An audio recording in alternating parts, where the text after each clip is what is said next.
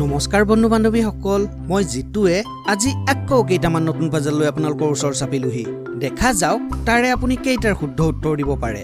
তেতিয়াহ'লে বলক পলম নকৰি আজিৰ ভিডিঅ'ৰ প্ৰথম পাজলটো চাওঁ। বন্ধু বান্ধৱীসকল, ইয়াত আপোনালোকে পাৰ্কিং স্পেচত ৰখি থকা এখন গাড়ী দেখিবলৈ পাইছে।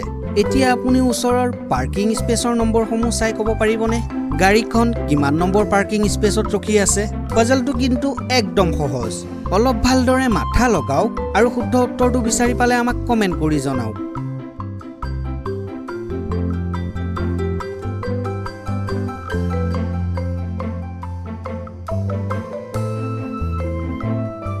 বন্ধু বান্ধৱীসকল, এই ফটোখন সন্মুখৰ ফালৰ পৰা চালে এনেকুৱা লাগে পাৰ্কিং স্পেচৰ প্ৰথম নম্বৰটো 16, দ্বিতীয় নম্বৰটো 06, তৃতীয় নম্বৰটো 68 এনেধৰণেই আগবাঢ়ি গৈ আছে।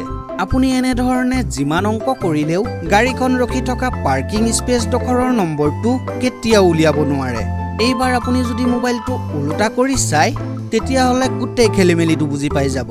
আচলতে পাৰ্কিং স্পেচৰ নম্বৰখিনি ক্ৰমান্বয়ে পাতি থোৱা আছে, মাথো আপোনাৰ খেলিমেলি লগাবৰ বাবেহে ফটোখন ওলোটাই দিয়া হৈছিল। এতিয়াতো গম পালে চাগে গাড়ীখন কিমান নম্বৰ পাৰ্কিং স্পেচত ৰখি আছে। বাৰু বলক পাছৰ পাজলটো চাওঁ। বন্ধু বান্ধৱীসকল, এইবাৰৰ পাজলটোত আপুনি এটা সম্বন্ধ ক'ব লাগে। আপুনি ক'ব পাৰিবনে আপোনাৰ মাৰ বাপেকৰ, পত্নীৰ পুতেকৰ, বায়েকৰ ভায়েকৰ ভাগিনীয়েকৰ, মামা কাকায়েকৰ পত্নীৰ গিৰিয়েকৰ জীয়েক আপোনাৰ কি হ'ব? বন্ধু বান্ধৱীসকল, সম্পৰ্কটো উলিয়াবলৈ আপোনাৰ অলপ খেলি মেলি লাগিব পাৰে।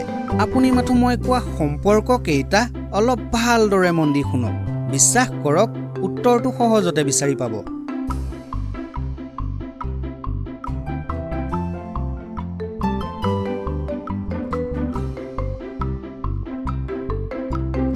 বন্ধু বান্ধৱীসকল, ইয়াত আপোনাৰ মাৰ বাপেক মানে আপোনাৰ মামা কাকা, তেওঁৰ পত্নীৰ পুতেক মানে আপোনাৰ মামা, তেওঁৰ বায়েকৰ ভায়েকৰ ভাগিনীয়েক মানে আপুনি, তেওঁৰ মামা কাকায়েক মানে আপোনাৰ মামা কাকা, তেওঁৰ পত্নীৰ গিৰিয়েক মানে আকৌ আপোনাৰ মামা কাকা, তেওঁৰ জীয়েক মানে আপোনাৰ মাৰ কথা কোৱা হৈছে।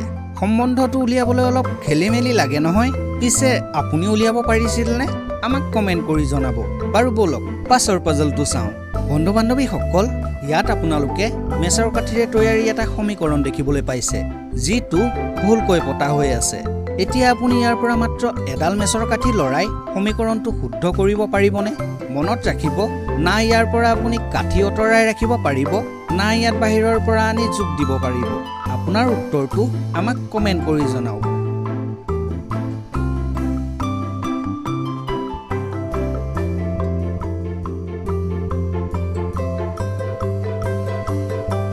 বন্ধু বান্ধৱীসকল, আপুনি যদি এই মেচৰ কাঠিডাল উঠাই আনি ইয়াত এনেধৰণে পাতি দিয়ে তেতিয়া দেখা পাব ইয়াত সমীকৰণটো শুদ্ধ হৈ পৰিছে। বাৰু বলক আকৌ এবাৰ চাওঁ।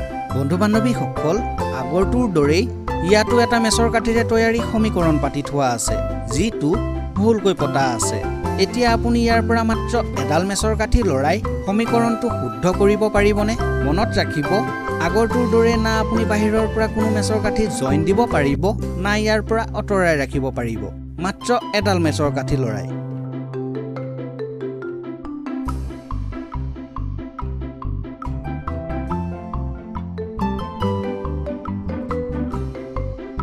বন্ধু বান্ধৱীসকল, আপুনি যদি এই মেচৰ কাঠিডাল উঠাই আনি ইয়াত এনেধৰণে পাতি দিয়ে তেতিয়া দেখা পাব সমীকৰণটো শুদ্ধ হৈ পৰিছে।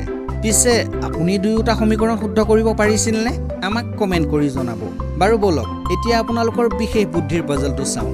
বন্ধু বান্ধৱীসকল, ইয়াত আপোনালোকে দুজন ব্যক্তি দেখিবলৈ পাইছে, যি দুজনক এখন ফটো দেখুওৱা হৈছে। এজনে কৈছে ইয়াত 4ডাল কাঠৰ টুকুৰা আছে আৰু আনজনে কৈছে নহয়, ইয়াত 3ডালহে কাঠৰ টুকুৰা আছে। এতিয়া আপুনি ক'ব পাৰিবনে ইয়াত কোনজনে শুদ্ধ কৈছে? অলপ ভালদৰে চাওক আৰু আপোনাৰ উত্তৰটো আমাক কমেণ্ট কৰি জনাওক।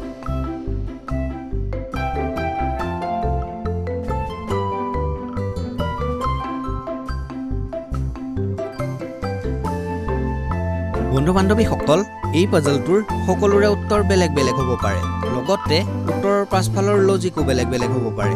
মোৰ মতে ইয়াত দুয়োজনেই শুদ্ধ কৈছে, কাৰণ ফটোখন এনেধৰণে বনোৱা হৈছে যে এফালে 4ডাল কাঠৰ টুকুৰা বা পিলাৰ দেখা পোৱা যায় আৰু এফালে 3ডাল কাঠৰ টুকুৰা বা পিলাৰ দেখা পোৱা যায়। পিছে আপোনাৰ উত্তৰটো কি আছিল আমাক কমেন্ট কৰি জনাব। বাৰু বলক এতিয়া আপোনালোকৰ বাবে থকা প্ৰশ্নটো চাওঁ। বন্ধু বান্ধৱীসকল, আপুনি ক'ব পাৰিবনে শৰীৰৰ এনেকুৱা কি অংগ আছে যিটো জন্মৰ পাছত আহে আৰু মৃত্যুৰ আগে আগে গুচি যায়? আপোনাৰ উত্তৰটো আমাক কমেন্ট কৰি জনাওক। দেখা যাওক কোনে কোনে শুদ্ধ উত্তৰ দিব পাৰে। তেতিয়াহ'লে আজিলৈ এৰিছোঁ। অতি শীঘ্ৰেই লগ পাম কেইটামান নতুন পাজলৰ সৈতে।